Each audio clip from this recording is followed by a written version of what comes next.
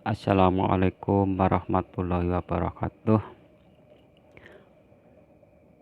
Hadirin yang dimuliakan oleh Allah Subhanahu wa Ta'ala, kami akan membawakan kisah kelima, kisah sholat sahabat Ansor yang terkena panah ketika bertugas jaga malam bersama seorang sahabat muhajir.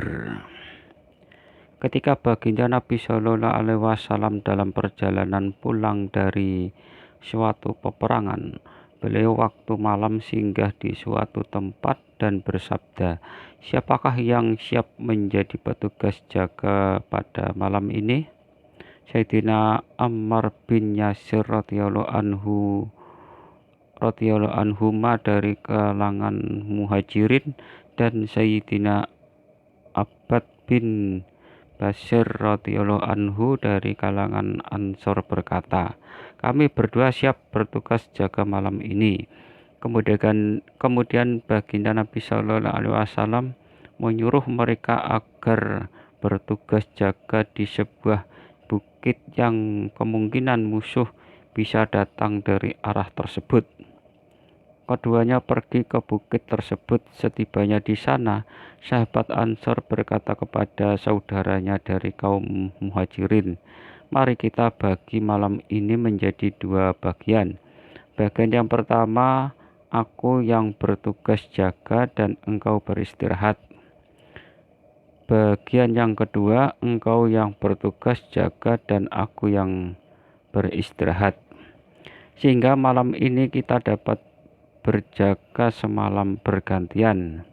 Jika terasa ada bahaya, maka yang bertugas jaga hendaknya membangunkan kawannya. Jika kita berdua berjaga bersama-sama, bisa-bisa kita mengantuk dan tertidur." Kemudian sahabat Ansor mendapat bagian tugas jaga yang pertama, dan sahabat muhajirin tidur. Sambil bertugas, Sayyidina Abbad radhiyallahu anhu mendirikan sholat. Ternyata ada seorang musuh yang mengintainya.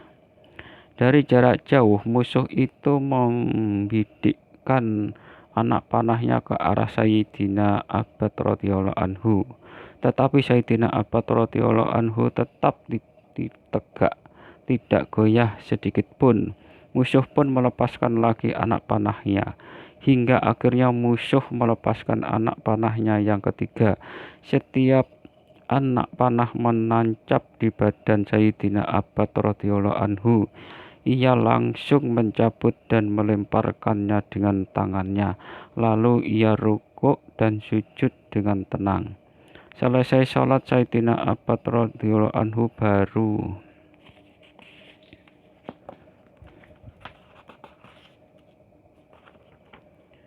baru membangunkan kawannya. Ketika musuh melihat ternyata ada dua orang, ia segera melarikan diri. Ia tidak tahu berapa banyak lagi tentara Islam di situ. Ketika bangun, Sayyidina Ammar radhiyallahu anhu melihat darah mengalir dari bekas 3 anak panah pada tubuh Sayyidina Abbad radhiyallahu anhu. Sayyidina Ammar radhiyallahu anhu berkata kepada Sayyidina Abbad radhiyallahu anhu,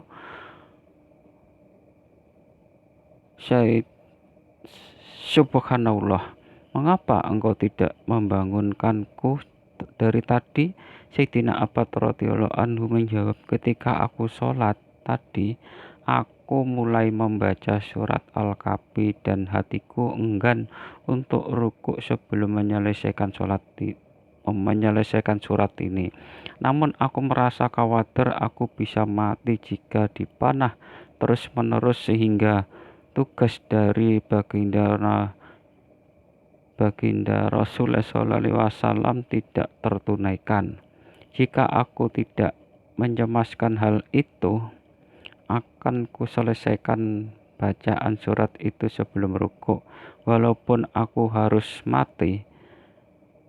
HR Baihaqi dari Abu Dawud." Faedah: demikianlah salat para sahabat radhiyallahu anhum dan betapa gairahnya mereka sholat. Meskipun panah demi panah menancap di tubuh dan darah mengalir dari lukanya, tidak mengubah keasikan sholatnya sedikit pun. Sedangkan sholat kita hanya karena seekor nyamuk, sholat kita menjadi kacau, apalagi jika labah yang datang. Ada perbedaan pendapat fiqhiyah mengenai darah yang mengalir dalam sholat. Imam Abu Hanifah rahmatullah alaih berpendapat dapat membatalkan wudhu, sedangkan menurut mazhab Imam Syafi'i tidak membatalkan. Barangkali seperti itulah pendapat dua sahabat radhiyallahu anhuma tadi. Atau hal itu belum dibahas karena baginda Nabi Shallallahu Alaihi Wasallam tidak ada di tempat kejadian, atau karena belum ada hukum terhadap hal tersebut.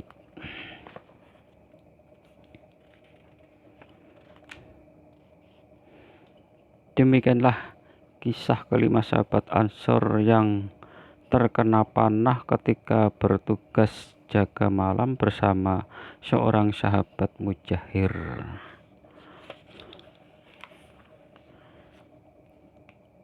Semoga Allah Subhanahu wa Ta'ala dengan kemurahannya memberikan taufik kepada saya dan para sahabat saya untuk mengamalkan dan menyampaikan kepada yang lain. Subhanallah wa bihamdihi, subhanallah wa bihamdika, asyhadu an la ilaha illa anta, astaghfiruka wa atubu ilaik.